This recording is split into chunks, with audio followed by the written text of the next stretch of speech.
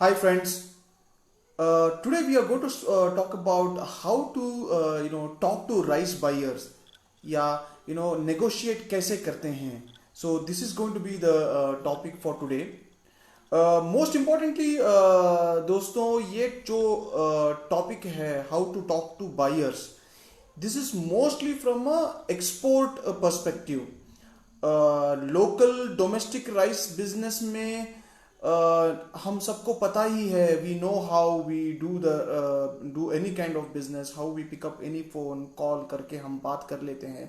But very specifically when it comes to exports, there's a lot of advice and suggestions which came to us. So let's touch upon first कि हम export के लिए, rice export के लिए buyer से कैसे बात करते हैं, कैसे उनको अप्रोच करते हैं, how do we find them. But most importantly let's see how we can talk to them.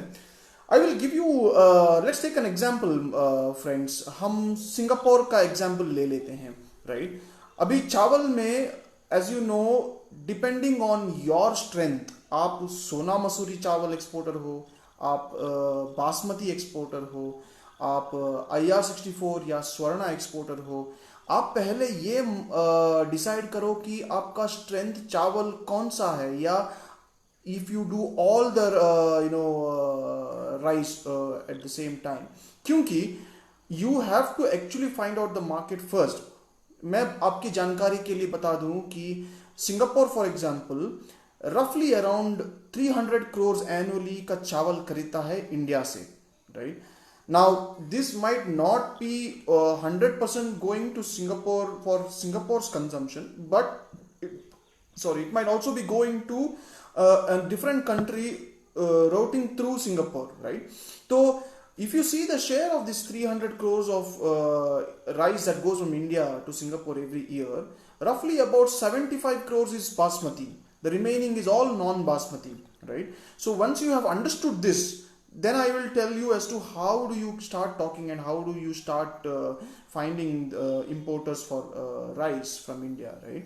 This same thing if you are actually going to a Gulf country, say a Saudi or say UAE. Saudi for example, India exports 7,000 plus crores worth of rice every year from India to Singapore, right? तो वहाँ पे जो है the major bulk basmati चावल होता है, non basmati नहीं, right? तो डिपेंडिंग ऑन कंट्री प्रोफाइल ये एक आप ध्यान में रखो. चावल में नॉन बासमती या बासमती. नॉन बासमती में भी आपको पता है कि बहुत सारे चावल है, जैसे सोना मसूरी, पोन्नी, मट्टा राइस, IR64, स्वर्णा, गोविंद बोक्स, बाकी सब चावल नॉन बासमती के कैटेगरी में आते हैं, राइट? तो सिंगापुर का एग्जांपल ले लेते हैं. नाउ अगर आपके पास ऑलरेडी लीड्स हैं बायर्स के, उनके कंपनी का नाम, उनका कॉन्टैक्ट नंबर, वो जो भी हो, ईमेल जो भी है उनके आपके पास, then you start by giving some prizes and some pictures, right? तो नॉर्मली दोस्तों आपको ये भी आप ध्यान में रखो कि इन राइस फॉर एग्जांपल ज्यादातर बिजनेस जो है वो स्मॉल बिजनेसेस होते हैं.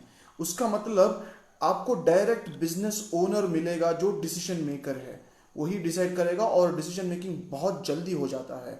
अनलाइक थोड़े एक 5% रहते हैं जो बड़ी कंपनियां हैं जहाँ पे परचेज डिपार्टमेंट अलग है, ओनर अलग होता है, तो आपको परचेज डिपार्टमेंट से ही बात करना होता है क्योंकि ओनर परचेसिंग का देखता नहीं है ऑन रेगुलर बेसिस, राइट? लेकिन ज़्यादातर बिजनेस खुद ओनर ड्रिवन होते हैं, सिंगापुर में है या beat any market in the world. तो वहाँ पे क्या होता है, even if you talk to them directly, your decision making will be faster.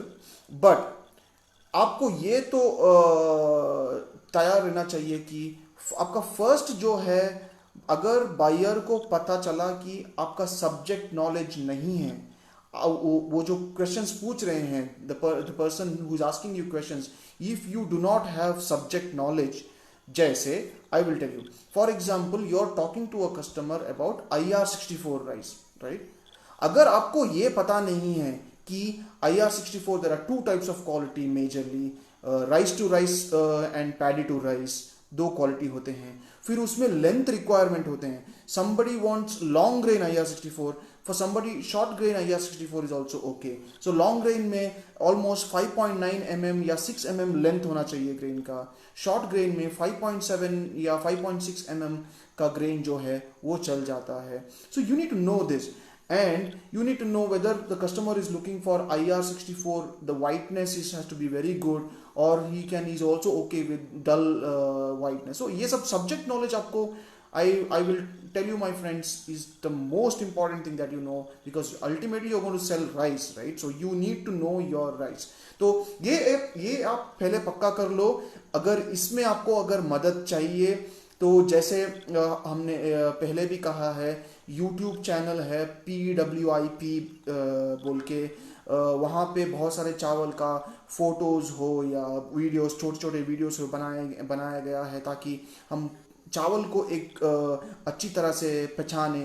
वो is it a thick grain, is it a thin grain, what is the length, how does it look, steam, parboil, boil, raw सब समझना पड़ता है। तो वो आप ये कर लीजिएगा। You can also check on Instagram जहाँ पे फोटोज सब है। But once I'm assuming that your subject knowledge is perfect, or very good, so इसमें क्या होता है, तो then you have already become pass the first test, because while talking to the customer you can educate the customer. This is one major point, my friends. Majority of the exporters in India might not be able to communicate to the buyer as to exactly where is the rice coming from, चावल कहाँ से आता है, like I'll tell you an example. If you are telling to your buyer that you are shipping from Chennai port, right? Might be it is a Sona Masuri, for example. If you are shipping out of Chennai port, where is your rice coming from then? Is it coming from Karnataka? Is it coming from Telangana? Is it coming from Andhra Pradesh? Is it coming from Tamil Nadu? Or is it coming from Kerala? Because wherever you are buying from in these states, you still can take it to the Chennai port. So your customer does not know which rice are you actually giving if you are not sharing this information with him. I would suggest that you share this information with him, transparent रहे buyer के साथ। Buyers always appreciate suppliers who are very transparent, very open and very honest, ताकि you tell them कि where is the rice coming from, what is this rice, how can you actually make your purchase better. For example मैं बोलता हूँ दोस्तों, lot of importers जो है वो सोना मसूरी चावल खरीदते हैं, लेकिन अगर आपको पता होगा तो जो सोना मसूरी चावल है, सोना मसूरी के चावल के तरह दिखने वाले बहुत सारे चावल हैं। जैसे फॉर एग्जांपल नेल्लोर सोना है, नेल्लोर में आंध्र प्रदेश में नॉन BPT और GR11 बोलते हैं, BPT बोलते हैं, नॉन BPT, प्योर BPT, ये सब जो चावल हैं दिखने के लिए एक ही तरह दिखते हैं, right? Almost length, grain length is the same. तो आप ये हॉनेस्टी से आप उनको अप्रोच करो, बोलो कि सोना मसूरी यहाँ से मिलता है, राई कर्नाटका में फॉर एग्जांपल तुमकुर है, रायचूर है, बेल्लारी है, these kind of places, Gangavati है, Siruguppa, these kind of places where you get Sona Masuri rice, right? तो आप ये शेयर करें उनको इन्फॉर्मेशन ये कि यहाँ से आता है। And then so how to talk to buyers में यही एक मेजर है कि आपने सब्जेक्ट नॉलेज ठीक किया, सेकेंडली आपने ऑनेस्टी के साथ you are telling where is this rice coming from. अगर आपको चावल और मिलर का नाम भी बोलना पड़े, I would suggest you should definitely tell that. The reason being दोस्तों, इंपोर्टर इज नॉट दैट अगर आपने मिल का नाम बोला तो वो मिल से डायरेक्ट खरीदेगा, एक्सपोर्टर का रोल चला जाएगा। I don't think that is always true, because मैं ये बोलता हूँ कि जो मिलर्स हैं, milling is a full time job. yes, there are lot of millers in India who really also export, बहुत, लेकिन बहुत कम है ये जो ऐसे millers होते हैं who also exports, but majority of the exporters are very busy with running a rice mill. Rice mill एक कंप्लीट एक पूरा बिजनेस हो जाता है, paddy procurement, storage, warehousing, milling, ये जो पूरा कंप्लीट प्रोसेस है उनको एक्सपोर्ट में टाइम नहीं मिलता है एक्सपोर्ट के लिए. At the same time my friends, importers जो है they will not continually start talking to a lot of people if they don't know how to export or if they can't deliver it at their place, right? Ultimately they will talk to people who can deliver it to them, talk to them, give them the right information in terms of price, in terms of delivery, in terms of payment, etc., right? So even if you share rice mill details also, that will be one of the best advantage that you can get over your customer, because your customer will like you for it. तो लेकिन first बात कि आप approach कैसे करें, आपके जो buyers हैं उनको अप्रोच कैसे करें. ऐसे मैंने बोला दोस्तों, because it is majority owner driven companies होती है, right? Owner himself is sitting there, owner or his son or daughter is sitting there who's taking a decision. So आप कंपनी का नाम आपको मिलता है, लीड्स मिलता है आपको, you are anyway going to make a phone call. ये जो कोरोना के टाइम में आप द ट्रैवल रिस्ट्रिक्शंस के टाइम पे, तो everything happens on the phone. आपको अगर फर्स्ट स्टेप जो है, आपको बायर का व्हाट्सएप नंबर मिलना चाहिए, बायर आपको व्हाट्सएप नंबर दे देना चाहिए, and then you can message him. वो मैसेज में आप अगर आपने बोला कि ये चावल है, this is its price, this is what quality what I am giving to you, and this is its price USD per metric ton, ये चावल का ये रेट है, and then that is the best thing that can happen, right? But you should also know my friends is कि ये जो buyers होते हैं, they will immediately not start responding to you. I'll tell you why. क्योंकि ये जो businesses हैं into the rice or mostly any business, they are mostly 10 15 or 20 or 30 year old business. ये old businesses रहते हैं जिनका सप्लाई चेन, सप्लायर सब set हुए रहते हैं बहुत सालों से, बहुत सप्लायर्स चेंज भी हुए रहते हैं. So it is very difficult to get an entry when सबके पास ऑलरेडी सप्लायर्स हैं इंडिया से, राइट? लेकिन बहुत सारे टाइम में क्या होता है कि the buyer will take you seriously if you are giving them valuable information. For example, कभी कभी इंपोर्टर्स को क्या होते हैं कि जस्ट किसी सप्लायर ने उनको अच्छा क्वालिटी नहीं दिया होगा, टाइम पे सप्लाई नहीं किया होगा, या राइट पैकेजिंग में सप्लाई नहीं किया होगा. So these kind of things happen. Importer अपने सप्लायर के साथ ही माइट बी एंग्री, गुस्सा में रहेगा कि इसने अच्छा तरह से सप्लाई नहीं किया, अच्छा क्वालिटी नहीं दिया, राइट? तो तभी क्या होता है, उनका स्विच करने का या किसी और को चांस देने का तभी चांसेस बहुत ज़्यादा रहते हैं. And if you are at the right moment, आपने अगर उनको अप्रोच किया है तो शायद आपको चांस भी मिल जाएगा. And the second point my friends, for smaller orders, right, मैंने जैसे भी पहले भी बताया है कि दो तरह के राइस इंपोर्टर्स होते हैं. एक वो होते हैं जो आप खुद के कंपनी के लिए खरीदते हैं, खुद के ब्रांड में खरीदते हैं और खुद डिस्ट्रीब्यूशन करते हैं वो अपना वो कंट्री में. और एक टाइप का जो बायर्स होते हैं, they buy it for another country. They sit in Dubai, for example, and buy it for West Africa. They sit in Singapore, for example, and buy for say US or other Asian countries. तो वो अपने लिए नहीं करते हैं, वो किसी trading करते हैं. तो देन अगेन अप्रोच डिफरेंस. जो ट्रेडिंग करते हैं वो ज़्यादातर आपको आसानी से एंट्री दे देते हैं. They will talk to you, and when it comes to talking to buyers, you have spoken now. अभी पेमेंट टर्म्स का जब बात आता है तो lot of exporters think that advance मिल जाएगा, पेमेंट एलसी में मिल जाएगा.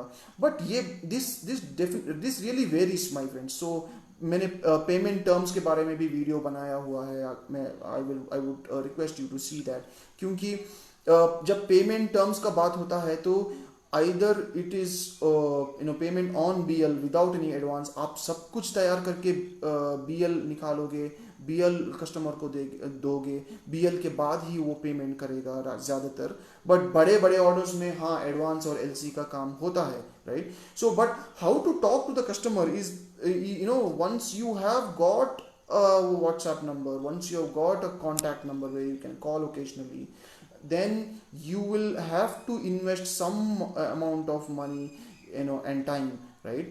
टाइम जो है उनसे बात करने के लिए व्हाट्सएप में प्राइजेस रेगुलरली भेजा करो, might be I would say at least once every week आप प्राइजेस भेजो. Might be the buyer has not replied even a single sentence to you for 1 year or 2 years. Never mind, because ये जो orders और ये जो customer होते हैं, you cannot win the customer just within 1 or 2 messages. It is not that easy. You have to understand that the customer also has a lot of options and he already has some suppliers. तो आप price बेचते रहो, वो compare करते रहेगा, देखेगा. एक दिन he will ask you one question कि ये क्या है, ये मॉइस्चर क्या है, या 5 kg कर सकते हो, या things like that. Some question that time you interact further, talk to him. And investment in terms of money, money क्या है कि आपको थोड़ा इन्वेस्ट करना ही पड़ेगा सैम्पल्स भेजने में. जब सैम्पल्स आप भेजोगे तो चांसेस ज़्यादा है कि कस्टमर और आपके तरफ इंटरेस्ट दिखाएगा. सो बी इट सोना मसूरी, IR और basmati, please send samples. Sample भेजना भी इतना इजी नहीं है इन terms of time and money, क्योंकि आजकल DHL या FedEx कुरियर कंपनीज को फाइटोसैनिटरी सर्टिफिकेट भी चाहिए चावल बेचने के लिए. वो पहले अप्लाई करना पड़ेगा आपको, जिसमें 4-5 दिन उसी में लग जाता है. और एनी 200 ग्राम 300 ग्राम का सैंपल चावल का आप भेजोगे, it will easily cost you around 3,000-4,000 as on today. पहले 2,000-2,500 में you could have got it, but right now the prices are very high. तो 3,000-4,000 भी लग सकता है आपको एक सैंपल भेजने के लिए, राइट. सो एंड ऑल्सो जब आप सैंपल भेजोगे तो you make sure that you send 150-200 grams of sample. बहुत सारे कस्टमर्स कुकिंग टेस्ट भी करके देखना चाहते हैं चावल को. So lot of things my friends. So one is, once you get the number, you talk to them, keep giving them prices every week, once every week. I'm not suggesting that you send too many messages और उनको तंग करे, no, but prices भेजना उनको तंग नहीं होता है बायर्स को, because I tell you why. Buyer जो है वो चावल के बिजनेस में है, चावल का बिजनेस में है, तो उसको जितना भी प्राइसिंग आएगा, he or she will keep on studying it, so you are not disturbing them, but at least once every week you definitely should keep sending prices to your buyers, my friends. तो एक वो है. And second thing, as I told you, आप transparent रहो, honest रहो, you give him or her the correct details in terms of rice कहाँ से आता है and things like that, cooking के बारे में and things like that. Third is, आप सैम्पल्स भेजो, उससे आपका कम्युनिकेशन और आगे जाएगा. People will start talking to you once you send the sample, because मैं आपको सैंपल भेज रहा हूँ, आप एड्रेस भी ले सकते हो, तभी बिजनेस कार्ड भी तभी ले सकते हो कि मैं आपको सैंपल भेज रहा हूँ, थिंग्स लाइक दैट, राइट. तो पहले क्या होता था कि बहुत सारे लोग ट्रैवल करते थे फॉरेन कंट्रीज में, वो कौन सा भी कंट्री हो, उसमें मिडिल ईस्ट और एशियन कंट्रीज ट्रैवल करना एटलीस्ट नज़दीक है इंडिया से, तो 1-2 घंटे का फ्लाइट, 3 घंटे का फ्लाइट में आप पहुंच सकते थे. बट इससे आपको यूरोप का कस्टमर, अफ्रीकन कस्टमर, तो वो थोड़ा बहुत मुश्किल है, टाइम लगता है उसमें, राइट. मैं और एक आइडिया देना चाहता हूँ दोस्तों. If you are visiting or if you have any relative in a foreign country, मैं एक इजीली एक आइडिया बोलता हूँ आपको. If you have a friend or somebody in a foreign country, for example से दुबई, आप उनको बोलो किसी भी सुपर मार्केट में जाए, राइट. किसी भी सुपर मार्केट में जाओ और उधर जो चावल डिपार्टमेंट में जाओ और उधर जो सब चावल के जो पाउचेस हैं, बैग्स हैं, उनका मुझे फोटोज भेजो, राइट. तो वो फोटोज में इम्पोर्टेड बाय कंट्री का नाम रहता है, उसमें फ़ोन नंबर रहता है, ईमेल आईडी रहता है. तो वैसे ही आपको इजीली 10-15 इम्पोर्टर्स के लिस्ट तो वैसे ही मिल जाते हैं आपको. उसके बाद आप देखो कि क्या कंपनी है, कैसे कंपनी है, उनका वेबसाइट है क्या, ECGC क्रेडिट इंश्योरेंस है क्या, वो सब ट्राई करो. लेकिन ये जो आपका कोई दोस्त है या फैमिली कोई रिश्तेदार है, तो वो चावल तो खरीदते ही होंगे, राइट. तो आप इजीली वो फोटोज मंगा सकते हो सुपरमार्केट से. वो 5 kg का पैक रहेगा, उसका टर्न करो, फोटो खींचने के लिए बोलो, आपको भेजने के लिए बोलो. That is a very good way of getting leads very easily, my friends. और मैं तो ये बोलता हूँ कि इंपोर्टर्स जो है एक कंट्री में बहुत सारे नहीं रहते हैं. Only in the middle east, for example जैसे UAE, Oman, Saudi, Bahrain, Qatar, Kuwait, ऐसे कंट्रीज में there are minimum I would say 50 to 60 importers पर कंट्री. 50 से 60 importers तो minimum in these countries are there. Whereas if you come to Singapore, there is roughly about 25 max importers. छोटा country है, right? Malaysia for example आपको पता होना चाहिए कि मलेशिया में importers are not directly allowed to import. They have to import through the government organization Malaysia में है, उसका नाम है Bernas, B as in Bangalore, BERNAS, Bernas बोल के है। ये एक गवर्नमेंट ऑर्गेनाइजेशन है। आपको करना क्या है, आपको बर्नास अप्रोच करने का जरूरत नहीं है। आपको क्या करना है कि आपको जो राइस बिजनेसेस रहते हैं मलेशिया में, you have to approach them.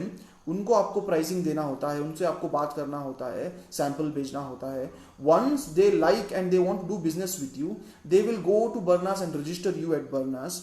तो देन दैट बर्नास जो गवर्नमेंट ऑर्गेनाइजेशन है मलेशिया का, they will send you an email saying that this is the rice, please send us our price, one of the buyer is asking. तो वो लोग आपको mail करेंगे, आप उसको बर्नास का जो ईमेल है उनको प्राइजेस दोगे, फिर वो इंपोर्टर्स को देगा। So because in Malaysia there is a rule that government all the rice import should happen through government, एक 1 पॉइंट एंट्री के थ्रू होना चाहिए बोल के।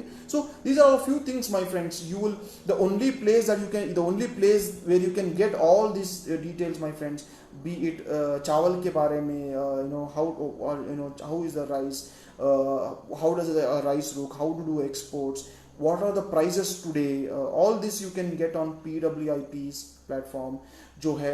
व्हाट्सएप में आप वेरी इजीली चावल का रेट देख सकते हो, मिलर्स का कैटलॉग देख सकते हो, आपको कोई एक्सटर्नल ऐप डाउनलोड करने का ज़रूरत नहीं है, यूट्यूब में आपको बहुत सारी इंफॉर्मेशन है। तो अब मैं सजेस्ट करता हूँ कि आप ये ट्राई करें। So with the buyers I suggest this is what you do, and a lot of the buyers might also be very friendly with you when they talk. So don't think that every buyer is a good buyer, but you do your own research, you do your own credit check. ECGC is a government organization in India where you can search, you can keep sending weekly prices, samples भेजा करो, बात करो। I think अगर आप एक customer, एक country में आप you will get a customer, then easily you can add, वो कॉन्फिडेंस आ जाएगा आपको to add more customers, right. तो ये है आज के लिए दोस्तों। If you have any questions, आप मुझे प्लीज़ ये वीडियो के बाद कमेंट्स में लिखिए, and I will definitely try to make a video on that. Thank you so much friends.